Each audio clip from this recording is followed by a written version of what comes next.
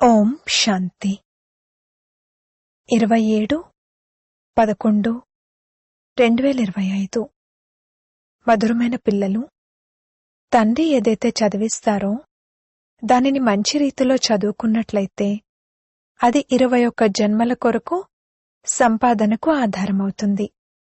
సదా సుఖవంతులుగా అయిపోతారు. ప్రశ్న: పిల్లలైన మీ అతీంద్రియ సుఖానికి గాయనం ఎందుకుంది? జవాబు: ఎందుకంటే పిల్లలైన మీకు మాత్రమే ఈ సమయంలో తండ్రి గురించి తెలుసు. మీరే తండ్రి ద్వారా సృష్టి ఆది మధ్యాంతాలను తెలుసుకున్నారు. మీరిప్పుడు సంగమంలో, అనంతంలో నిలబడి ఉన్నారు. ఇప్పుడు మనం ఈ ఉప్పు నీటి కాలువ నుండి అమృతం యొక్క మధురమైన నీటి కాలువలోకి వెళ్తున్నామని మీకు తెలుసు. మనల్ని స్వయంగా భగవంతుడు చదివిస్తున్నారు. ఇటువంటి సంతోషం బ్రాహ్మణులకు మాత్రమే ఉంటుంది. అందుకే అతీంద్రియ సుఖమని మీ విషయంలోనే అంటూ ఉంటారు. ఓం శాంతి. అనంతమైన ఆత్మిక తండ్రి అనంతమైన ఆత్మిక పిల్లలకు అర్థం చేయిస్తున్నారు, అనగా తమ మతాన్ని ఇస్తున్నారు. మేం జీవాత్మలము అనైతే మీరు తప్పకుండా అర్థం చేసుకుంటారు. కాని వాస్తవానికైతే స్వయాన్ని ఆత్మాని నిశ్చయం చేసుకోవాలి కదా. ఇక్కడ మనమేమీ కొత్త స్కూల్లో చదువుకోవడం లేదు. ప్రతి 5000 సంవత్సరాల తర్వాత చదువుకుంటూ ఉంటాము. ఇంతకు ముందు ఎప్పుడైనా చదువుకోవడానికి వచ్చారా అని బాబా అడుగుతారు కదా. అప్పుడు మేం ప్రతి 5000 సంవత్సరాల తర్వాత పురుషోత్తమ సంగం యుగంలో బాబా వద్దకు వస్తాము అని అందరూ అంటారు. ఇదైతే గుర్తుంటుంది కదా, లేక ఇది కూడా మర్చిపోతారా? విద్యార్థులకు స్కూల్ అయితే తప్పకుండా గుర్తుకొస్తుంది కదా. లక్ష్యం ఉద్దేశమైతే ఒక్కటే. ఎవరెవరైతే పిల్లలుగా అవుతారో వారు 2 రోజుల పిల్లలైనా లేక పాతవారైనా కాని లక్ష్యం ఉద్దేశం అందరిది ఒక్కటే. ఎవ్వరికీ నష్టం జరగదు. చదువులో సంపాదన ఉంటుంది. వారు కూడా కూర్చుని గ్రంథును చదివి వినిపిస్తారు. అప్పుడు సంపాదన జరుగుతుంది. శరీర నిర్వహణ కోసం కావాల్సింది వెంటనే లభిస్తుంది. సాధువులుగా అయ్యి 1-2 శాస్త్రాలను కూర్చుని వినిపిస్తే సంపాదన జరుగుతుంది. ఇప్పుడు ఇవన్నీ సంపాదనకు ఆధారాలు. ప్రతి విషయంలోనూ సంపాదన ఉండాలి కదా. ధనం ఉంటే ఎక్కడికైనా తిరగడానికి వెళ్ళిరండి. బాబా మనకు చాలా మంచి చదువును చదివిస్తున్నారని, దీని ద్వారా 21 జన్మలకు సంపాదన లభిస్తుందని పిల్లలైన మీకు తెలుసు. ఇది ఎటువంటి సంపాదనంటే దీనితో మనం సదా కోసం సుఖవంతులుగా అవుతాము. ఎప్పుడు రోగగ్రస్తులుగా అవ్వము, సదా అమరులుగా ఉంటాము. ఈ నిశ్చయం ఏర్పరచుకోవాల్సి ఉంటుంది. ఇటువంటి నిశ్చయం ఉంచుకున్నట్లయితే మీకు ఉత్సాహం వస్తుంది. లేకపోతే ఏదో ఒక విషయంలో ఇబ్బంది కలుగుతూ ఉంటుంది. మేము అనంతమైన తండ్రి ద్వారా చదువుకుంటున్నామని లోపల స్మరణ చేసుకుంటూ ఉండాలి. భగవాన్ వాచ, ఇది గీత. గీతాయుగం కూడా వస్తుంది కదా. కేవలం ఇది 5వ యుగమని మర్చిపోయారు. ఈ సంగంయుగం చాలా చిన్ననిది. వాస్తవానికి ఇతర యుగాల సమయంతో పోలిస్తే పావువంతని కూడా అనము. పర్సెంటేజ్ చెప్పొచ్చు. అది కూడా మున్ముందు తండ్రి తెలియజేస్తూ ఉంటారు. కొంత తండ్రి చెప్పాల్సింది కూడా నిశ్చితమై ఉంది కదా. ఆత్మలైన మీ అందరిలో పాత్ర నిశ్చితమై ఉంది. అది రిపీట్ అవుతూ ఉంది. మీరేదైతే నేర్చుకుంటున్నారో అది కూడా రిపిటేషన్ కదా. రిపిటేషన్ రహస్యం పిల్లలైన మీకు తెలిసింది. అడుగడుగునా పాత్ర మారిపోతూ ఉంది. ఒక క్షణం మరో క్షణంతో కలవదు. పేనువలే టిక్ టిక్ అని నడుస్తూనే ఉంటుంది. టిక్ అనగానే క్షణం గడిచిపోయింది. ఇప్పుడు మీరు అనంతంలో నిలబడి ఉన్నారు. ఇతర మనుష్యమాతృలెవ్వరూ అనంతంలో నిలబడి లేరు. ఎవ్వరికీ అనంతం అనగా ఆది మధ్యాంతాల జ్ఞానం లేదు. ఇప్పుడు మీకు భవిష్యత్తు గురించి కూడా తెలుసు. మనం కొత్త ప్రపంచంలోకి వెళ్తున్నాము. ఇది సంగం యుగము. దీనిని దాటాలి. అది ఉప్పునీటి కాలువ కదా. ఇది మధురాతి మధురమైన అమృతం యొక్క కాలువ. అది విషపు కాలువ. ఇప్పుడు మీరు విషయ సాగరం నుండి క్షీరసాగరంలోకి వెళ్తారు. ఇది అనంతమైన విషయము. ప్రపంచంలోని వారికి ఈ విషయాల గురించి ఏమీ తెలీదు. ఇది కొత్త విషయం కదా. భగవంతుడు అని ఎవరినంటారో, వారు ఏం పాత్రను అభినయిస్తారో కూడా మీకు తెలుసు. మీరొస్తే మేం మీకు పరంపిత పరమాత్ముని జీవిత చరిత్రను అర్థం చేయిస్తాము అనే టాపిక్లో కూడా తెలియజేస్తారు. మామూలుగా పిల్లలు తమ తండ్రి జీవిత చరిత్రను వినిపిస్తారు. ఇది కామన్. వీరైతే తండ్రులకే తండ్రి కదా. మీలో కూడా నంబర్వార్ పురుషార్థానుసారంగా తెలుసు. ఇప్పుడు మీరు యథార్థ రీతిలో తండ్రి పరిచయాన్ని ఇవ్వాలి. మీక్కూడా తండ్రే ఇచ్చారు. అందుకే కదా అర్థం చేయిస్తారు. ఇతరులెవ్వరూ అనంతమైన తండ్రిని తెలుసుకోలేరు. మీరు కూడా సంగంయుగంలోనే తెలుసుకుంటారు. మనుష్యమాతృలెవ్వరికీ, వారు దేవతలైనా లేక శూద్రులైనా, పుణ్యాత్ములైనా లేక పాపాత్ములైనా ఎవరికీ తెలియదు. కేవలం సంగంయుగంలో ఉన్న బ్రాహ్మణులైన మీరే తెలుసుకుంటున్నారు. కావున పిల్లలైన మీకు ఎంత సంతోషం ఉండాలి. అందుకే అతీంద్రియ సుఖం గురించి అడగాలంటే గోపగోపికలను అడగండి అన్న గాయనం కూడా ఉంది. బాబా తండ్రి కూడా, టీచర్ సద్గురు కూడా సుప్రీం అన్న పదాన్ని తప్పకుండా చేర్చాలి. అప్పుడప్పుడు పిల్లలు మర్చిపోతారు. ఈ విషయాలన్నీ పిల్లల బుద్ధిలో ఉండాలి. శివబాబా మహిమలో ఈ పదాలను తప్పకుండా చేర్చాలి. మీకు తప్ప ఇతరులెవ్వరికీ తెలియనే తెలియదు. మీరు అర్థం చేయించగలిగితే మీకు విజయం లభించినట్లే కదా. అనంతమైన తండ్రి సర్వుల శిక్షకుడు, సర్వుల సద్గతి దాత అని మీకు తెలుసు. వారు అనంతమైన సుఖాన్ని, అనంతమైన జ్ఞానాన్ని ఇచ్చేవారు. అయినా కూడా ఇటువంటి తండ్రిని మర్చిపోతారు. మాయ ఎంత సమర్థవంతమైనది. ఈశ్వరుణ్ణి సమర్థుడని అంటారు కాని మాయ కూడా తక్కువేమీ కాదు. దీనికి రావణుడు అని పేరు పెట్టారని పిల్లలైన మీకిప్పుడు యథార్థంగా తెలుసు. రామరాజ్యం మరియు రావణరాజ్యం, వీటి గురించి కూడా యథార్థంగా అర్థం చేయించాలి. రామరాజ్యం ఉంది అంటే తప్పకుండా రావణరాజ్యం కూడా ఉంటుంది. సదా రామరాజ్యమే ఉండడం అనేది జరగదు. రామరాజ్యాన్ని, శ్రీకృష్ణుని రాజ్యాన్ని ఎవరు స్థాపన చేస్తారు? ఇది అనంతమైన తండ్రి కూర్చుని అర్థం చేయిస్తున్నారు. మీరు భారత ఖండాన్ని చాలా మహిమ చేయాలి. భారత్ సత్యమైన ఖండంగా ఉండేది. ఎంత మహిమ ఉండేది. అలా తయారు చేసేవారు తండ్రి మాత్రమే. మీకు తండ్రి పట్ల ఎంత ప్రేమ ఉంది. లక్ష్యం, ఉద్దేశం బుద్ధిలో ఉంది. విద్యార్థులమైన మనకు మన చదువు యొక్క నష ఉండాలి అని కూడా మీకు తెలుసు. క్యారెక్టర్ పట్ల కూడా శ్రద్ధ ఉండాలి. వివేకం చెప్తుంది, ఇది ఈశ్వరీయ చదువు కావున ఇందులో ఒక్కరోజు కూడా మిస్ చేయకూడదు. మరియు టీచర్ వచ్చిన తర్వాత ఆలస్యంగా రాకూడదు. టీచర్ వచ్చిన తర్వాత రావడం అంటే ఇది కూడా ఒక అవమానమే.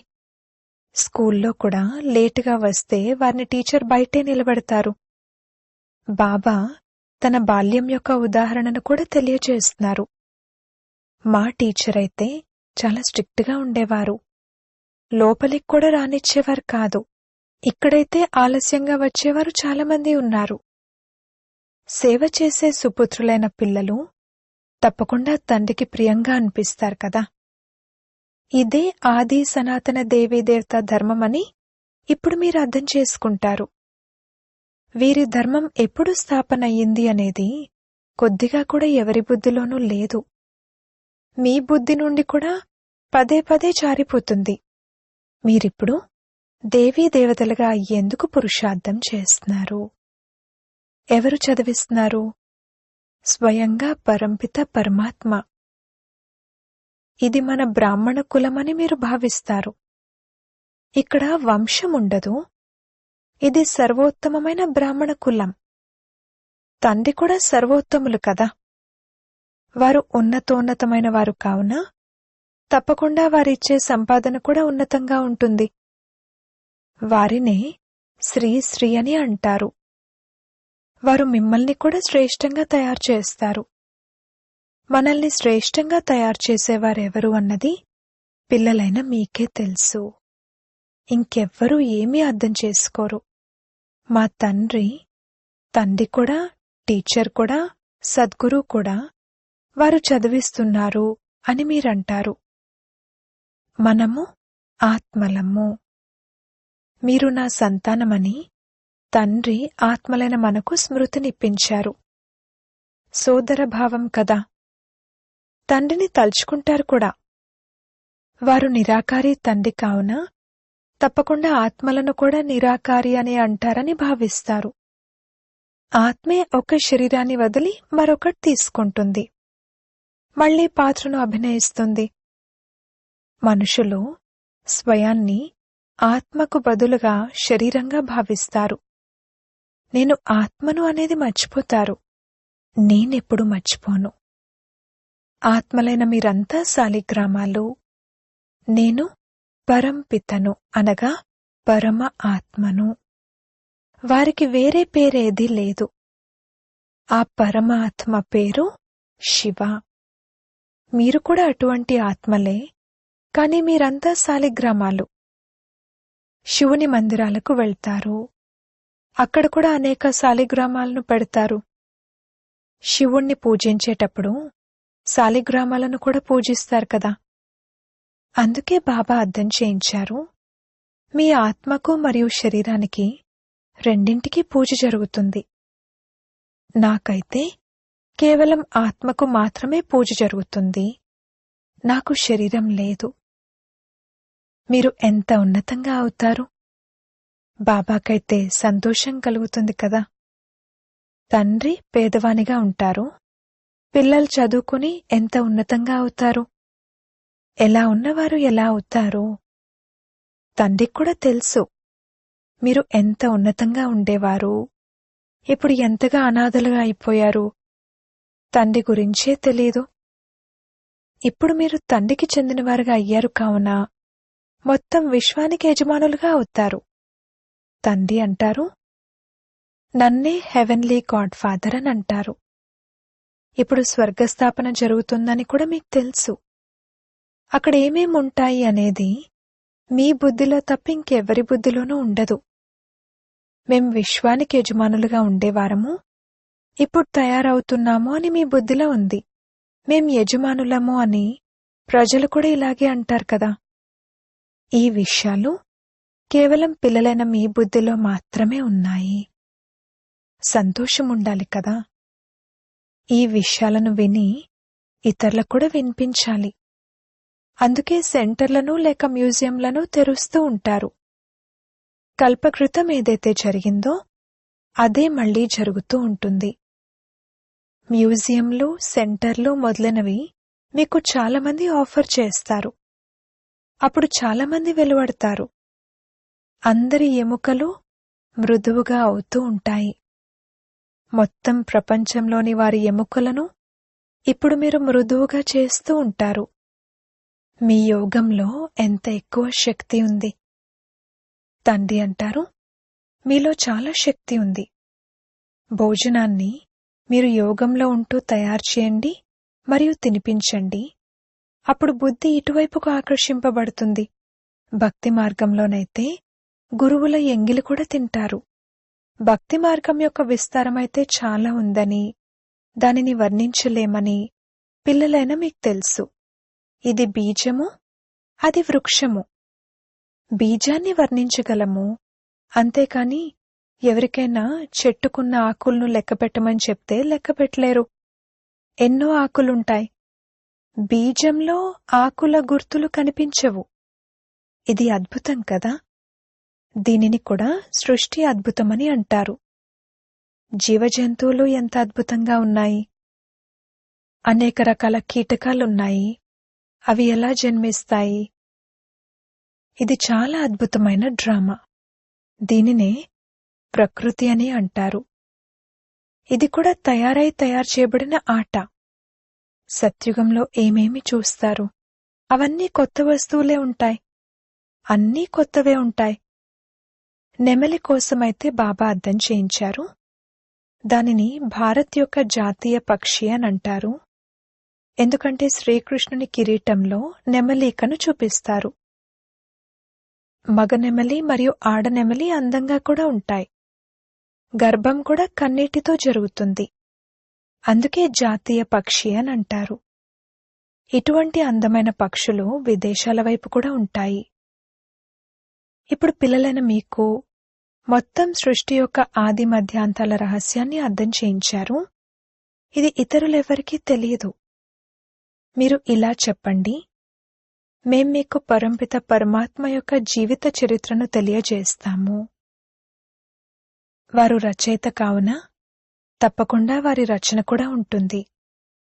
వారి చరిత్ర భౌగోళికాలు మనకు తెలుసు. ఉన్నతోన్నతమైన అనంతమైన తండ్రి యొక్క పాత్ర ఏమిటో మనకు తెలుసు. ప్రపంచంలోని వారికేమీ తెలీదు. ఇది చాలా చీచీ ప్రపంచము. ఈ సమయంలో అందంగా ఉన్నా కూడా కష్టమే. ఆడపిల్లలను ఎలా ఎత్తుకుపోతూ ఉంటారో చూడండి. పిల్లలైన మీకు ఈ వికారీ ప్రపంచం పట్ల అసహ్యం కలగాలి. ఇది చీచీ ప్రపంచము, చీచీ శరీరము. మనమైతే ఇప్పుడు తండ్రిని స్మృతి చేసి మన ఆత్మను పవిత్రంగా తయారు చేసుకోవాలి. మనం సతోప్రధానంగా ఉండేవారము, సుఖవంతులుగా ఉండేవారము. ఇప్పుడు తమో ప్రధానంగా అయ్యాము కావున దుఃఖితులుగా ఉన్నాము. మళ్లీ సతోప్రధానంగా అవ్వాలి. మేం పతితం నుండి పావనంగా అవ్వాలి అని మీరు కోరుకుంటారు. పతిత పావనాన్ని పాడతారు కూడా, కాని కొద్దిగా కూడా అయిష్టం కలగదు. ఇది చీచీ ప్రపంచమని పిల్లలైన మీరు అర్థం చేసుకున్నారు. కొత్త ప్రపంచంలో మనకు శరీరం కూడా అందమైంది లభిస్తుంది. ఇప్పుడు మనం అమరపురికి యజమానులుగా అవుతున్నాము. పిల్లలైన మీరు సదా సంతోషంగా హర్షితముఖులుగా ఉండాలి. మీరు చాలా మధురమైన పిల్లలు. తండ్రి 5000 సంవత్సరాల తర్వాత వచ్చి ఆ పిల్లల్నే కలుసుకుంటారు. కావున తప్పకుండా సంతోషం ఉంటుంది కదా. నేను పిల్లలను కలుసుకునేందుకు మళ్లీ వచ్చాను. అచ్చా, మధురాతి మధురమైన సిక్కిలదే పిల్లలకు మాతాపిత బాప్దాదాల ప్రియ స్మృతులు మరియు గుడ్ మార్నింగ్. ఆత్మిక పిల్లలకు ఆత్మిక తండ్రి నమస్తే. ధారణ కొరకు ముఖ్య సారము. మొదటి పాయింట్, మనము ఈశ్వరీయ విద్యార్థులము. అందుకే చదువు యొక్క నష కూడా ఉండాలి. అలాగే తమ క్యారెక్టర్ల పట్ల కూడా అటెన్షన్ ఉండాలి. ఒక్కరోజు కూడా చదువును మిస్ చేయకూడదు. క్లాస్కు ఆలస్యంగా వచ్చి టీచర్ను అవమానపరచకూడదు. రెండవ పాయింట్, ఈ వికారీ చీచీ ప్రపంచం పట్ల అయిష్టం కలిగి ఉండాలి. తండ్రి స్మృతి ద్వారా తమ ఆత్మను పవిత్రంగా సతోప్రధానంగా తయారు చేసుకునే పురుషార్థం చేయాలి. సదా సంతోషంగా హర్షితముఖులుగా ఉండాలి. వరదానము, హోప్లెస్ లో కూడా హోప్ను, అనగా నిరాశలో ఉన్నవారిలో కూడా ఆశను ఉత్పన్నం చేసే సత్యమైన పరోపకారి సంతుష్టమణి భవ. త్రికాలదర్శులుగా అయ్యి ప్రతి ఆత్మ యొక్క బలహీనతను పరిశీలిస్తూ వారి బలహీనతను స్వయంలో ధారణ చేసేందుకు లేక వర్ణన చేసేందుకు బదులుగా బలహీనత రూపీ ముళ్ళును కళ్యాణకారి స్వరూపం ద్వారా సమాప్తం చేయడం, ముళ్లను పుష్పాలుగా చేయడం, స్వయం కూడా సంతుష్టమణి సమానంగా సంతుష్టంగా ఉండడం మరియు సర్వులను సంతుష్టపరచడం.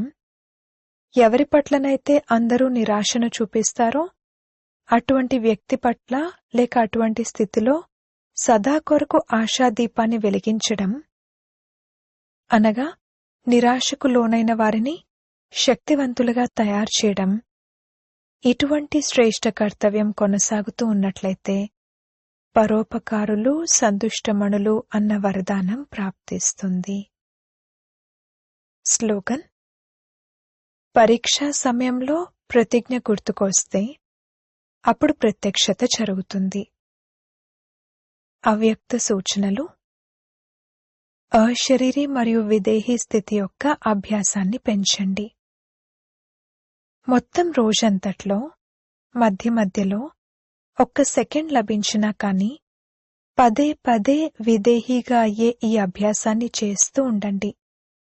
2-4 సెకండ్లు వెచ్చించినా కానీ దీని ద్వారా చాలా సహాయం లభిస్తుంది. లేదంటే మొత్తం రోజంతా బుద్ధి నడుస్తూనే ఉంటుంది, కావున విదేహీగా అవ్వటానికి సమయం పడుతుంది. ఒకవేళ విదేహీగా అయ్యే అభ్యాసం ఉన్నట్లయితే ఎప్పుడు కావాలంటే అప్పుడు ఆ సమయంలోనే విదేహీగా అయిపోతారు. ఎందుకంటే అంతిమంలో అన్ని అకస్మాత్తుగా జరగనున్నాయి. కావున అకస్మాత్తు యొక్క పరీక్షలో ఈ విదేహీ తనుపు అభ్యాసం చాలా అవసరము. ఓం శాంతి.